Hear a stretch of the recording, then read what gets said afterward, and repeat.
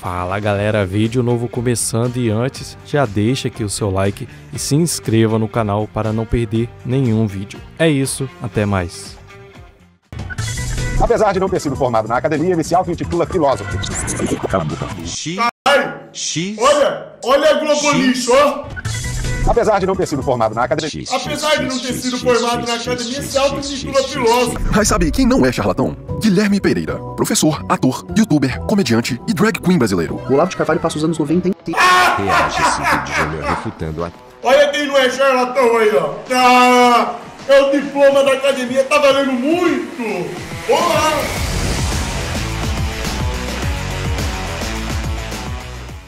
História do mundo, um ataque tão vasto a um indivíduo isolado que não pertence a partido político nenhum, que não tem dinheiro, não tem... Ah, mas ele leu muito, mas ele conhece muito. Eu não considero o Olavo de Carvalho uma pessoa inteligente. Eu nem sabia, nem conhecia o Olavo de Carvalho, mas ele deu o link. Só no tempo do Orkut houve 100 mil páginas de informações contra o Olavo de Carvalho. Quando você vai ver o olavismo, né, que é o Olavo de Carvalho, O olavismo. ele tem toda essa lógica de negacionismo, de negar dados. Eles são negacionistas, conspiracionistas, porque eles basicamente odeiam a academia. 100 mil páginas, como é que eu posso responder a 100 mil páginas? Isso no tempo do Orkut, e mas o que veio depois foi muito mais. Eu considero um reacionário, um retrógrado, um cara a favor de arma. Ele que vai falar com a filha, né? Primeiro resolve o teu caso com a tua filha! Eu vou queimar toda esta merda aqui que eu li, né, que eu comprei e li porque eu não quero mais este lixo na minha casa. A maioria das paradas que ele falava lá pra mim, na verdade, eram loucos. Mas qual que é a pira?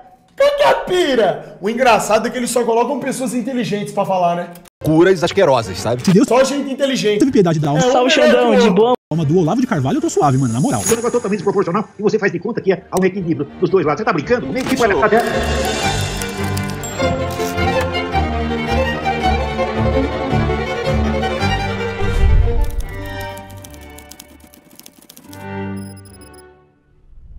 Olavo de Carvalho. Desde a primeira vez que eu ouvi esse nome, me lembro de tê-lo relacionado a um substantivo: rejeição. Rejeição da mídia, rejeição de jornalistas, de influenciadores, da sociedade e, consequentemente, rejeição da minha parte. Me lembro de diversas vezes ter recebido conteúdos do Olavo e, independente do tema, da pessoa que enviava ou da minha disposição em compreender o que ela queria transmitir, meu pensamento era imediato: ah não, esse cara não. Como alguém pode dar ouvidos ao Olavo de Carvalho? A verdade é que eu não sabia muito sobre ele. Tudo o que eu enxergava eram pessoas de esquerda odiando ele, pessoas de direita odiando ele, e sempre que eu ouvia esse nome, era relacionado a... Bom, a regra é clara. Se tem a esquerda falando mal e a direita falando mal, o cara tá no caminho certo.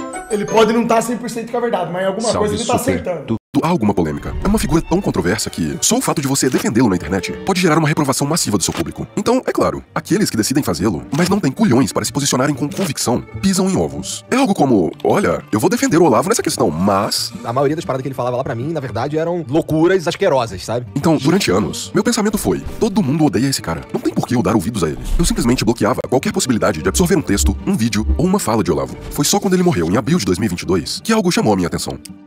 O barulho das pessoas que odiavam ele, pela primeira vez na minha esfera de percepção, foi completamente ofuscado pelas incontáveis homenagens e agradecimentos daqueles que se beneficiaram da obra de Olavo. Até aquele momento, eu não fazia ideia de que essas pessoas sequer existiam. De repente, elas começaram a reviver publicações antigas, muitas vezes escritas há décadas, em que Olavo previa, com precisão assustadora, eventos e acontecimentos que estamos presenciando depois de sua morte. Isso foi o que fez com que eu baixasse a minha guarda e desse uma chance para consumir as ideias desse homem de forma imparcial e analítica. Isso me fez perceber duas coisas. A primeira é de que ele realmente tinha muitas ideias, as quais eu não concordava ou apoiava. Por exemplo, O que tem que fazer agora não é ficar cobrando o Bolsonaro porque ele faça isso, mais aquilo outro. Não, você tem que se organizar pra apoiá-lo, meu Deus do céu. Não é o que ele pode fazer por você, é o que você pode fazer por ele. o quê? Apoiar um político e parar de criticá-lo, independente do que ele fizer? Não, obrigado. A questão é que ele nem sempre teve esse tipo de comportamento. O erro do Olavo de Carvalho foi ter virado um bolsominion.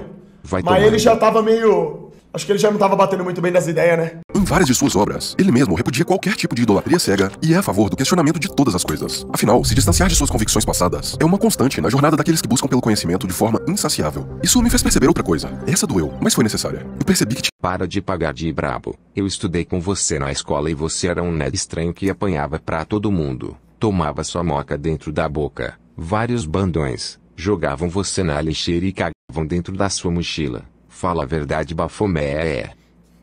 E sua mãe era merendeira, que saía comigo. Filha da... moleque cretino. Vi que tinha sido manipulado e que passei anos me privando de conhecer as obras Toma um exposed aí, ó, seu porra. de um brasileiro indiscutivelmente genial por ter sido exposto ao famoso ad hominem. Critique o mensageiro e neutralize a mensagem. Algumas falas isoladas me fizeram descreditar a obra inteira de uma pessoa que dedicou a sua vida a conhecer a verdade. Percebi também que o fato de eu ter sido manipulado não foi uma coincidência. Não foi por acaso. Esse cara passou a vida toda estudando e descobriu algo que nunca deveria ter sido descoberto. Algo que incomodou e ativou os gatilhos perversos do sistema contra ele. Os erros que ele cometeu em seus últimos anos de vida foram o suficiente para que muitos de nós acreditássemos que não deveríamos dar ouvidos ao Olavo de Carvalho Carvalho pelo simples fato de ele ser Olavo de Carvalho. Milhares de pessoas foram manipuladas. Talvez você também tenha sido uma delas. É por isso que hoje eu te convido a fazer o que eu fiz em 2022. Como um exercício de humildade, baixar a guarda e conhecer a verdade sobre o homem que foi odiado, amado e ridicularizado, mas também respeitado. O homem que passou a vida buscando conhecer, mas que durante essa busca acabou descobrindo as engrenagens malignas que moldam o mundo. Essa é a história do homem que desvendou o sistema. Mas o sistema, parceiro... A sua capacidade de produzir ideia é inferior a alguém que acabou de entrar no curso de... Ah, mas que merda é essa que esse cara tá falando, irmão? Que porra de programa de beta é esse, caralho? Filosofia, né? Não tem nada no seu pensamento aproveitável. Você não é bem-vindo aqui. Isso é o programa de hoje em dia, caramba? Se perguntasse assim, quem que você quer ser quando crescer, eu diria, eu quero ser o sujeito que entende o que está acontecendo. Foda. Olavo Luiz Pimentel de Carvalho, professor, filósofo, escritor, ensaísta e jornalista. Escreveu mais de 40 livros, produziu milhares de artigos e criou um curso de filosofia de mais de 500 aulas, responsável pela formação de mais de 80 mil alunos. Em Campinas, 1947, Olavo nasce com uma doença que o impediu de frequentar a escola até os 7 anos. Quando finalmente adentrou a vida escolar, percebeu que era o menos esperto dentre todos os seus colegas. Os 7 anos em casa fizeram com que ele se tornasse um alvo fácil para que seus colegas o passassem para trás em várias situações. E foi aí que ele percebeu. Eu era um bebê, eu não sabia nada da vida. Aquela experiência, que parecia ter sido negativa, foi na verdade o motor que o impulsionou a encontrar cedo o que seria o maior objetivo de sua vida. E daí veio a verdadeira obsessão de entender o que está acontecendo. Obcecado em deixar de se tornar alvo de seus colegas, Olavo passou a observar o comportamento deles para se tornar um pouco mais astuto. O que ele ainda não imaginava era que essa prática seria sua companheira pro resto da vida. E a minha vida inteirinha foi isso. Ao decidir dedicar sua vida à busca do esclarecimento, sem saber, o jovem Olavo seguia a jornada de um verdadeiro filósofo. Um filósofo é um sujeito que, primeiro, consagra a vida dele à busca do esclarecimento. Então, portanto, é um sujeito que não... O maior brasileiro deste século. É, Era brabo. o Olavo- No fim da vida o Olavo tava era descendo a lenha no covarde do mito. Aconselho muito o COF, curso online de filosofia. Boa semana, Xande. Tamo junto, meu Mando amigo. Deus doble abençoe galenical. tudo nosso. Galenical! Olavo era brabo demais. Olavo sim era brabo. Um dos maiores brasileiros aí. Não toma posições, não tem opiniões, não gosta mais disso ou aquilo. Ele gosta de saber a verdade. Mas buscar o conhecimento é só o primeiro do Essa é a busca, irmão. A busca é pela verdade, sempre. Dos passos. Segundo o próprio Olavo, antes de se considerar um filósofo, você precisa absorver o patrimônio intelectual dos maiores homens da história. Caso contrário, sem se basear no legado dessas pessoas, você seria um eterno caipira que apenas reproduz o que percebe em seu limitado ambiente. Mas isso ainda não seria o suficiente. A filosofia não é uma disciplina escolar que você possa aprender tal como você aprende outras disciplinas. A filosofia realmente não é assim. Conhecer profundamente as ideias de Platão, Aristóteles, Sócrates, São Tomás de Aquino e outros pensadores é apenas a base para que você possa viver a filosofia. O ensino da filosofia consiste em inserir você nessa tradição e nessa prática. Ele não consiste em lhe transmitir certos conhecimentos. A transmissão de conhecimentos, ela está ali e é absolutamente indispensável, mas ela é, asseguro para vocês, ela é apenas 10% do trabalho. É um trabalho que se faz especialmente na consciência do indivíduo. Ou seja, antes de poder se considerar um filósofo, Olavo precisaria percorrer um longo caminho. Não só de conhecimento intelectual, mas também da ampliação e o fortalecimento da própria consciência. Não entendeu nada? Então só guarde esse ponto. Daqui a pouco vai fazer sentido. Você vai entender como o fortalecimento da consciência foi o que fez de Olavo um homem imparável em seus objetivos. Mas é claro, não sem antes absorver todas as correntes de pensamento. Isso leva um tempinho. Coisa boba. Algo como 20 ou 30 aninhos lendo 100 livros por ano já resolve. Aristóteles diz que toda discussão filosófica parte das ideias dos sábios. Bom, a aquisição das ideias dos sábios leva uns 20, 30 anos. Nesse período você está numa bela confusão. Confusão. Essa palavra retrata o que foram as primeiras décadas de estudo em que, na busca por respostas, Olavo decide não só estudar, como também vivenciar as mais variadas correntes de pensamento. Quais são as influências intelectuais que eu recebi desde o início? Então, mais de 30. A casa eu me abria sem nenhuma desconfiança, sem nenhuma reserva, sem nenhuma prevenção. Vivenciava aquilo durante algum tempo e depois superava e ia integrando aos poucos na minha visão de conjunto. Uma das primeiras correntes filosóficas vivenciadas por ele foi o marxismo. Sim, o comunismo em sua essência. Quem me cooptou para isso, um sujeito, jornalista da última hora, e ele com as conversas dele me convenceu a entrar para o partido que era a única entidade que estava lutando contra a ditadura. Eu achei que devia também. Em busca de fazer o bem, acabou sendo cooptado pelo mal. O primeiro conteúdo marxista que leu foi uma coletânea de vários autores, organizada por um francês. Quando diz que estudou e se abriu para todas as correntes de pensamento, Olavo não estava de brincadeira. Ele viveu e experienciou o comunismo. Chegou, inclusive, a morar na mesma casa que José Dirceu, figura ícone da esquerda no Brasil. E como um bom filósofo, Olavo só criticava o que estudou e compreendeu profundamente. Então, acredite, tudo o que veio a seguir foi porque de comunismo ele entendia muito bem. Então o partido é isso. Eu me afastei daquilo por motivos morais, não políticos, né? Essa gente simplesmente não presta. Não seja mais amigo de comunista, porra. Ora, eu estava lá, eu vi a origem de tudo isso, eu sei quem são essas pessoas. Mas existirá um poder comunista avassalador e tirânico que vai controlar tudo. Manda enfiar amizade no cu. Então discutir não dá, curar você também não dá. Então o que eu posso fazer? Posso mandar você tomar um... Eles exercem uma hegemonia e eles sufocam o diálogo. Este é o problema. O pessoal, não, nós temos a nossa amizade, está acima de divergência de ordem. Cara, o comunista não tem amigo, o comunista só tem gente pra ele usar. Manda enfiar amizade no cu. Ah, mas é minha tia, minha avó. Manda merda. É minha... Manda merda, porra. Depois de enxergar de dentro pra fora os verdadeiros valores do marxismo, Olavo passa o resto da vida lutando pra trazer a verdade à tona. Mas tudo na vida tem um preço. Então, é claro, trazer luz ao que era sombra também teria o seu.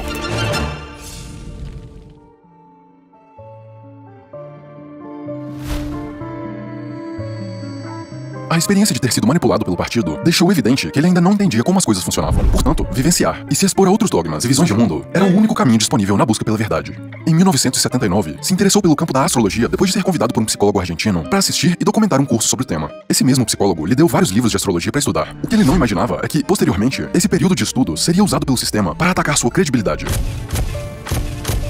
A verdade é que ele não tinha qualquer intenção de se tornar um astrólogo. Tudo o que fez foi estudar a respeito de seus interesses. Mas dono de uma mente brilhante, isso foi o suficiente para, durante um período, torná-lo um nome conhecido no campo da astrologia brasileira. Olavo é astrólogo, vamos lá, né? Eu fiz medicina. No segundo período da faculdade, eu estudei bioquímica. Bioquímica tem uma certa importância porque eu faço na vida, né? Sou médico. Agora, você não pode dizer que eu sou bioquímico porque eu estudei bioquímica. Você não pode dizer que eu sou biofísico porque eu estudei biofísica em um momento. Você não pode dizer que eu sou matemático porque eu estudei matemática na 4ª série. Isso parece uma coisa tão óbvia, né? E da mesma forma que o interesse pela astrologia surge, ele também desaparece. Não demora muito até que Olavo perceba as limitações e complexidades do tema. Rapidamente, ele sente que o foco da astrologia se desvia dos aspectos científicos e teóricos pro sensacionalismo e decide deixar o tema de lado. Mais uma etapa da busca concluída. Ano após ano, década após década, o objetivo continuava o mesmo. Se abrir para todas as correntes de pensamento em busca da verdade. Eu acho que eu já me abri a todos os gurus que existem, né? Já recebi influência do marxismo, da psicanálise, do Jung, do Wilhelm Reich, da teosofia, disso, mais daquilo, estruturalismo, desconstrucionismo, tudo que existia. E tem aqui meia dúzia de perguntas que nada disso responde. Aos 43 anos, depois de uma longa jornada, se olhou no espelho e chegou à conclusão de que já sabia tudo sobre si mesmo, mas que ainda havia perguntas que nenhuma doutrina foi capaz de responder. Foi nesse ponto que começou a seguir uma linha de pensamento independente. E só quando eu tinha certeza de não ter encontrado a resposta nas influências recebidas, é que eu arriscava a minha própria teoria. Olavo finalmente percebeu. Ele havia se tornado um filósofo. A minha descoberta é que eu já estava um homenzinho e que aí para dentro eu devia seguir a minha própria cabeça, não porque quisesse ser independente, mas porque eu estava entrando em territórios onde os meus gurus não sabiam e não podiam me orientar. Eu falava, agora eu vou sozinho. Mas espera, 43 anos, vivenciando as mais diversas correntes de pensamento, lendo 100 livros por ano, buscando a verdade e sendo capaz de escrever uma interpretação 100% original sobre Aristóteles. Será que isso é o suficiente para considerar alguém um filósofo? Não de acordo com a elite acadêmica brasileira. Apesar de não ter sido formado na academia, ele se auto-intitula filósofo. Cala a boca. Caralho! Olha a Globo Lixo, ó!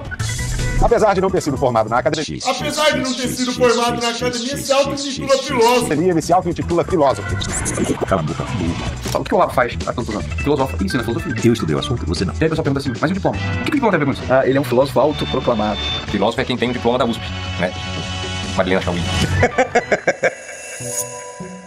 De acordo com essa elite, antes de se intitular um filósofo, o sujeito teria primeiro que conseguir um diploma acadêmico. Por isso, consideravam Olavo um mero charlatão. Bom, se o curso de filosofia da USP é o que diferencia um filósofo de um charlatão, aqui vai uma lista dos maiores charlatões da história. Sócrates, Aristóteles, Platão, Confúcio, René Descartes, Tomás de Aquino, Voltaire, Hegel, Schopenhauer, Nietzsche, Kant, Maquiavel. Mas sabe quem não é charlatão? Guilherme Pereira, professor, ator, youtuber, comediante e drag queen brasileiro. O Olavo de Carvalho passa os anos 90 inteiro. Reage esse vídeo Júnior refutando a... Olha quem não é charlatão aí, ó. É o diploma da academia, tá valendo muito. Olá! Tentando alguma penetração acadêmica no campo da filosofia. E a academia brasileira, do Oiapoque ao Chuí, fala: desculpa, mas a sua capacidade de produzir ideia é inferior a alguém que acabou de entrar no curso de filosofia, né? Não tem nada no seu pensamento aproveitável.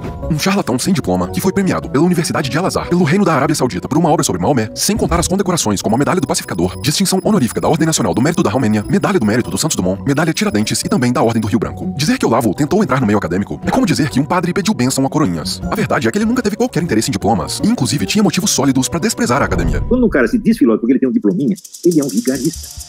O motivo pelo qual ele questionava a supremacia do diploma e de toda a elite intelectual brasileira está descrito no best-seller que o tornou nacionalmente conhecido.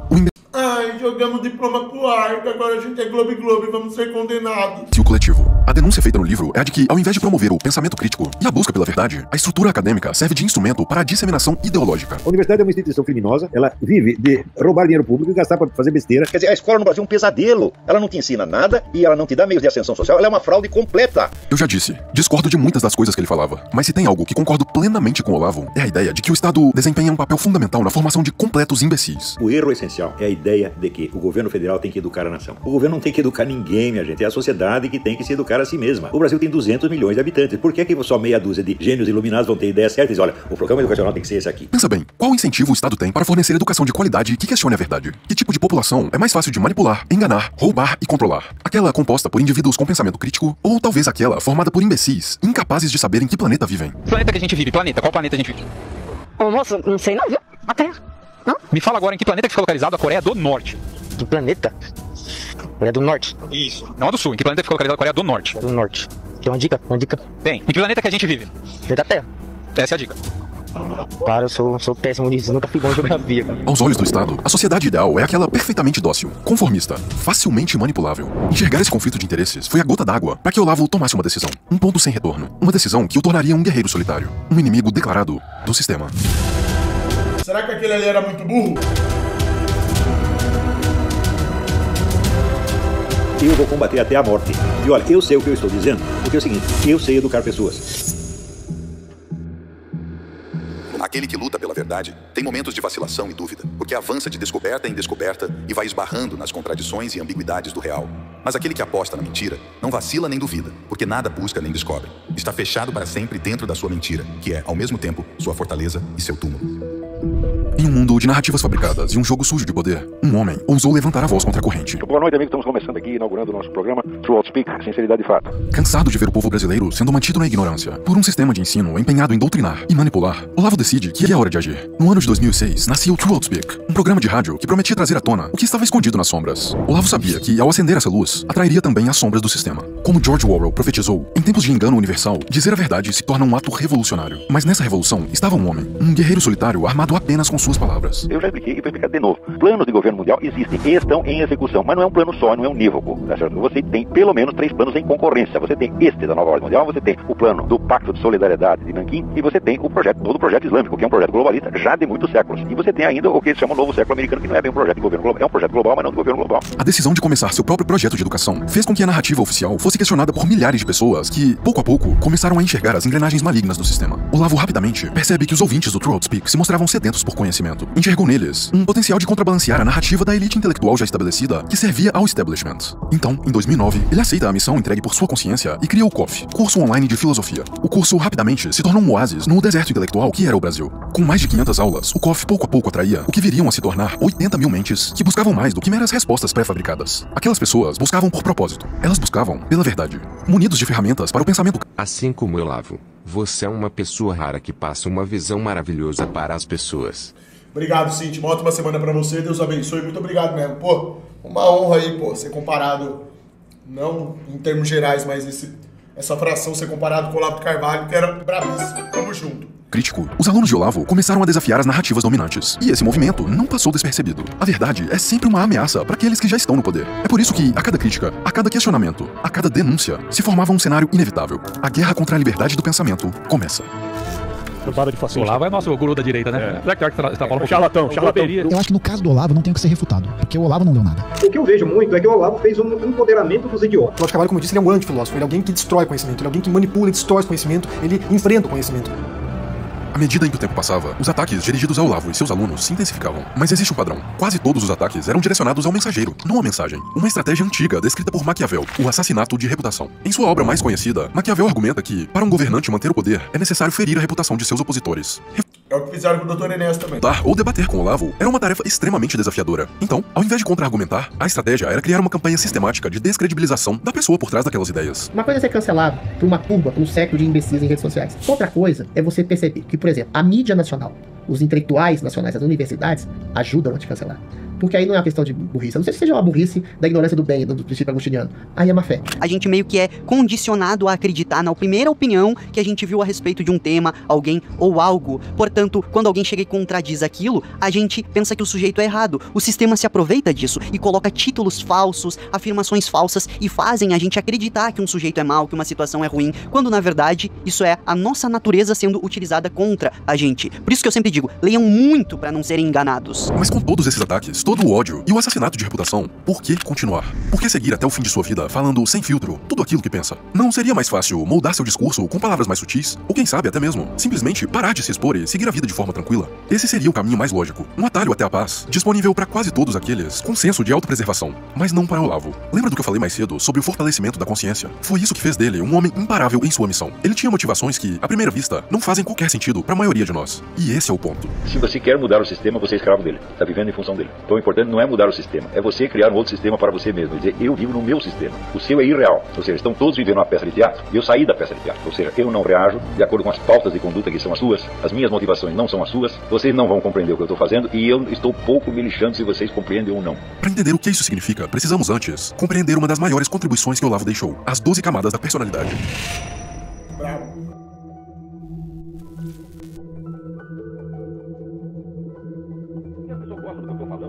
Já não me interessa mais. Eu me interessava por isso quando eu era jovem, na aprovação dos outros. Agora eu tô velho, eu quero... Olha, a aprovação enfia no rabo, tá entendendo? Pega o seu aplauso, a sua crítica, enfia no rabo. Eu tô falando as coisas por um dever, porque eu estou vendo. Eu estudo essas coisas, eu tenho a documentação, tenho os fatos. Eu tenho obrigação de falar, por quê? Porque um dia eu vou morrer e vou pro juízo final, e Deus vai perguntar, o que é que você fez com os talentos que eu lhe dei? No cerne da filosofia de Olavo está o conceito das camadas da personalidade, uma estrutura que ele usou para decifrar os diferentes níveis da consciência existentes na experiência humana. Segundo ele, nossa personalidade é como uma cebola, composta por 12 camadas que vão desde as mais superficiais, aquelas relacionadas ao ego e aos desejos primitivos, até as mais profundas, alcançadas por aqueles que deixam de se preocupar com o mundo dos homens e fazem de sua vida uma busca pelo divino. O critério para você saber em que camada está é perguntar assim, aonde dói? O que me ofende e me marcou profundamente? As camadas 1 a 4 são compostas por personalidades superficiais, marcadas por uma Fica evidente que o chato tá na camada da punheta. Ação predominante com a sobrevivência e os desejos do ego. Qual que é a pira? Mas qual que é a pira desse cara com J, velho? Do ego. O ideal da sociedade brasileira é manter todo mundo na quarta camada, exceto aqueles poucos felizes que chegaram à sexta e sabem ganhar dinheiro em cima dos outros. Olha, a gente mente na sua cabeça, a sociedade brasileira não é normal. Não é normal, quer dizer, ela não é uma sociedade feita para o ser humano, porque você não encontra similares com os quais você possa dialogar no mesmo nível. Aqueles que conseguem continuar evoluindo sozinhos vão enfrentar uma solidão monstro, quer dizer, além de passar de uma camada para outra, vão ter que desenvolver uma capacidade extra de suportar essa solidão. As camadas 5 a 7 são consideradas as de transição. Elas marcam o começo da jornada interior em que, na quinta, o indivíduo começa a desenvolver autoconsciência e na sétima já reconhece a importância do propósito e dos valores pessoais inegociáveis. Quando as pessoas estão inseguras e com medo, a preocupação de fazer a coisa certa nunca aparece na mente. A primeira preocupação é assim, como que eu vou me preservar? Ora, nós sabemos que se preservar é impossível, que a vida é constituída de riscos o tempo todo. Fazer a coisa certa é possível, preservar-se não é possível. Então aqueles que resolvem arriscar e fazer a coisa certa, acabam fazendo alguma coisa e adquirem, ao longo da vida, ao longo da sucessão dos seus atos, uma história, tem um senso de identidade. A oitava camada é marcada pelo despertar espiritual. A partir desse ponto, a pessoa entra em uma jornada mais elevada da evolução da consciência. Sofrimentos, anseios, prazeres e dores. A busca por benefícios materiais e coisas mundanas se torna cada vez menos relevante. Se você não entende que você é uma alma imortal, que esta vida é apenas como dizia o Bruno Tolentino, é apenas um rascunho, então você vai dar muita importância a benefícios que você pretende obter desta vida e você vai perder força. Porque este é o truque. Quando a igreja diz que a alma tem 3 inimigos, o mundo, o diabo e a carne, o que é a carne? A carne é a tendência que você tem de achar que aquilo que afeta você sensorialmente é o mais importante, é a realidade mesmo. Esse é o primeiro engano. Bom, o diabo você sabe o que é, o diabo é o tentador e acusador. E o mundo o que é? É o mundo do falatório, é a sociedade humana, que vive te oferecendo vantagens e prometendo mundos e fundos que jamais vai realizar. Então se você não cair nesses 3 engodos, você está preparado para essa luta. Se você não tem o sentido de servir a alguma coisa que é infinitamente maior do que você, e saber que se você perder a vida nisso não tem importância, se você não tem isso, você não pode lutar. A partir da oitava camada, a realização plena está em agir conforme a vontade de Deus. É isso que aqueles que o atacavam falhavam em entender. É difícil saber exatamente em qual das camadas Olavo se encontrava, mas o que fica muito claro em seu discurso é que suas motivações não estavam relacionadas à aprovação, status ou poder. Ele lutava pelo que julgava ser o certo a se fazer. O que a Bíblia diz? Tem a expressão caminhar diante de Deus. Então se você faz de Deus o seu interlocutor, a sua plateia, diz eu estou agindo diante dele, pronto, você já está numa chave que as pessoas em volta não podem atender, porque elas estão a fim de agradar o patrão, o chefe, o grupo de amigos, etc, etc. Por 1000 vezes na vida eu passei por uma situação onde eu perdia tudo, não sobrava nada. E sobrava somente uma coisa, sobrava Deus, sobrava esperança do perdão dos meus pecados e da vida eterna. É só isso que eu tinha, é só isso que eu tenho, eu não tenho mais nada. Eu posso morrer agora mesmo, tá entendendo? Eu não tô nem ligando. Eu só quero uma coisa, eu quero que Deus perdoe meus pecados e me leve pra perto dele. É só isso que eu quero, porque o resto tudo não existe. O resto tudo vai passar. Toma. Aos 74 anos, odiado por muitos e amado por poucos, Olavo deixa este mundo como uma figura controversa, mas indiscutivelmente influente. Morreu ontem, aos 74 anos, o escritor Olavo de Carvalho. Nota de falecimento. Nota 10. Nota 10. Um homem de paradoxo. Nossa, do Xande Superchat tem R$2. A pessoa tem que ser muito cretina pra falar um negócio desse. Olha o quão... Isso só prova o quão certo o Olavo tava sobre boa parte do que ele falava. Olha essa caterva de gente pútrida. projeto perverso de poder, mas para outros, vivia um propósito divino. Na minha visão pessoal, seu maior defeito foi subjugar intelectualmente seus alunos e não aceitar ser questionado. Sempre que era contrariado, se irritava e rapidamente perdia a razão na discussão. Fora isso, o vejo como um ser humano, falho, imperfeito como todos nós, mas que inegavelmente viveu até seu último... Um abraço, meus amigos, tamo junto, obrigado. A live hoje foi exalação de energia, hein? É nóis, um abraço, rapaziada. Fui, tamo junto sempre. Abraço.